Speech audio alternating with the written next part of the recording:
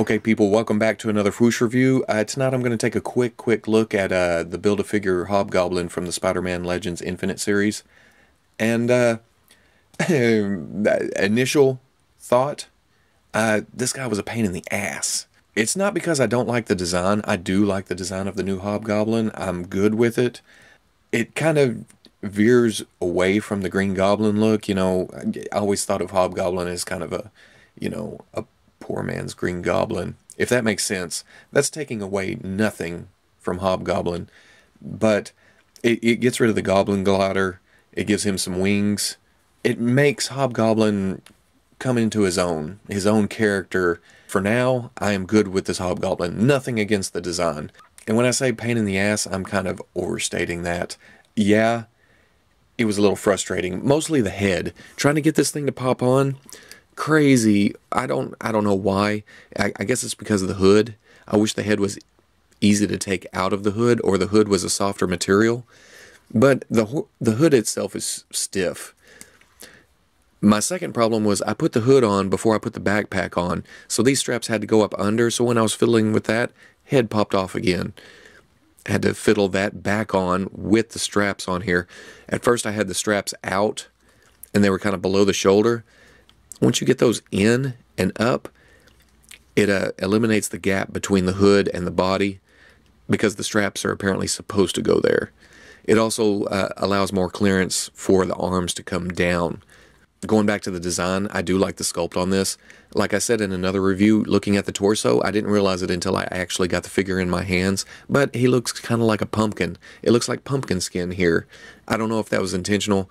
I don't know if that was, has been stated somewhere in the design process of the Hobgoblin in the comic books, but that's what the figure looks like to me. The sculpted pouches here look cool. The kind of chainmail skirt looks nice. The armored legs with the buckles, I really do like. The color scheme fits Hobgoblin. The wings have some sculpted detail on them, like it's taunt fabric or whatever the wings are made out of. They look kind of put together like a horror movie, but at the same time, they look functional. And they're sculpted on the front and back. Now, he did come with this sword accessory, the flaming sword, and I like it. It's not, your run-of-the-mill sword. It's kind of bent going up the blade, but it's fire. What do you expect? And the hilt is bigger than the hilt that comes on the backpack. And for some reason, this comes off. I don't know if you're supposed, when he's not holding the sword, it's supposed to look like, he has an extra handle back there. Or if this is a secondary blade, that's supposed to have a, it's a smaller hilt, and maybe it's a dagger of some kind. But it just adds something to the backpack. Now, as far as the sword goes, it does go in his hand. His hand is a soft rubber, along with his whole arm. And it's kind of soft. The weight of the sword itself kind of makes, if you don't get the arm just right, it makes it droop down. So getting him up in poses isn't too difficult, but you have to find that sweet spot for him to actually hold the sword up. The sword does look kind of big. It's been a while since I've read him in the comics, so I'm not sure if it's supposed to be this big. It just looks huge. But with the wings being as they are, holding the sword is not going to take up any extra real estate on your shelf. He's got the wings sticking out. You might as well have the sword in his hand too. He does come with a pumpkin bomb. It's on fire. It's cool. It's clear. It's, what it's supposed to be. The problem comes into play when he's trying to hold it. He will hold it, but you get any wobble, it's going to come right out. There's no peg to hold it in. I don't know if his fingers are supposed to be more spread out to hold the pumpkin bomb, but it doesn't go in his hand. It just kind of sits on top of it. Now, articulation is where my secondary gripe comes in. The head being inside this hood, it's stiff hood, you can't get a lot of movement out of it. You can get some turning to it, but it's hard to do without turning the hood itself. There's hardly any up and down. Well, if you shift the hood, you can get a little up, but the hood comes down over his eyes. Down, you're not going to get any. The shoulders are hinge and swivel. They hinge out about 90. They swivel all the way around, but you're going to hit the wings. Now, the bicep swivel itself is old school. I mean, they're going back way back. The cut itself is in the middle of the bicep, so it breaks the sculpt whenever you turn it. I can see wanting to put it there because of the colors here. They can cast the shoulder in orange, the arm in blue, or gray, or whatever it is, and not have to do any paint work, which is a good thing. But I don't know. I don't like that too much. It has double elbow, hinge and swivel wrist, swivel swivel. He has an ab crunch. Snaps into place. Back a little bit. You lose sculpt here when you go back, though. I like how the buckles come to the ab crunch.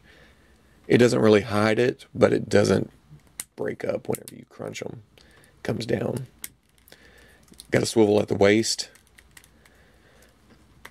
Here's gripe number 3. The hips are hinge and swivel, but you're not going to get much.